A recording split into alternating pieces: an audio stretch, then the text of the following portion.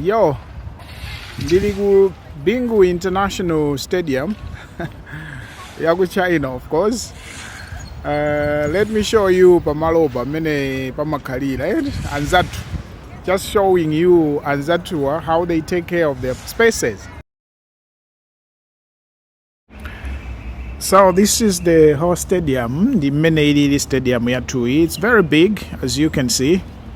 Komano, I want to show you the surroundings. Yes, the surroundings. This is another sporting arena. Inside you have basketball, tennis courts, but I want to show you these bikes. I've told you about shared bikes before in China. Yeah, so I have a card.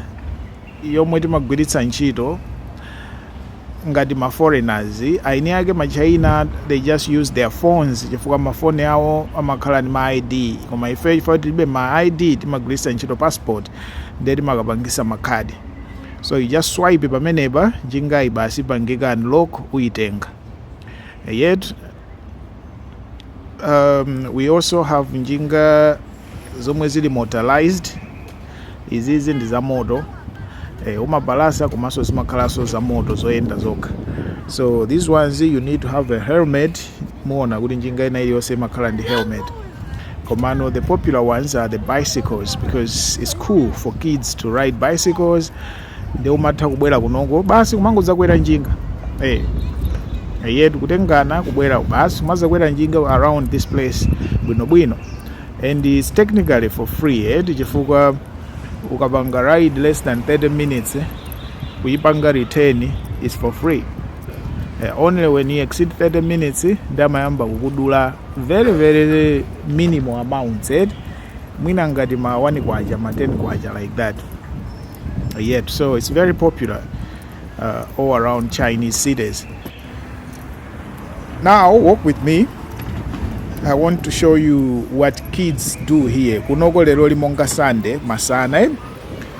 Sunday masana ku Malawi, that's the time yomwe ana makhala board. Makolo abita za kuchalichi kaya ukapanga attend janjan ana ambiri amakhala board Malawi. Look here. Extracurricular activities ndi manena zija za sporting. Awawa ndiye kuti anasankha chani roller skating iyi I think imachedwa roller skating. It's an Olympic event. Of course ku China kuti ufikepo panga represent dziko ngati pa Olympics, it's a lot. Komano awawa ndi amene you can see my general amakhala ni ma competitions awo andziko different categories ana yeah. So amene anapanga zimenezi amatha kuyambisa ti maklasi tawo. Ndiye kuti ayi ndika training nditu kaena ake adayambisa pamenepo. Amapanga enroll ti ana kumati panga train, kumati panga coach, kumati phunzisa. Yet so this is nditu a profession. This is njira ina yobedzera ndalama. Ana amene walipira mafizi, they are learning this from young age. The key thing in China, everything za sports kaza ma talents amayamba kuphunzira uli wang'ono. By the time mwana is 15 years old, amakhala kuti akudziwa kale what's good for him or her. Sajedwa ndikumangopanga zinthu za jeno ayi. Yet so that's a key thing. Now let me walk.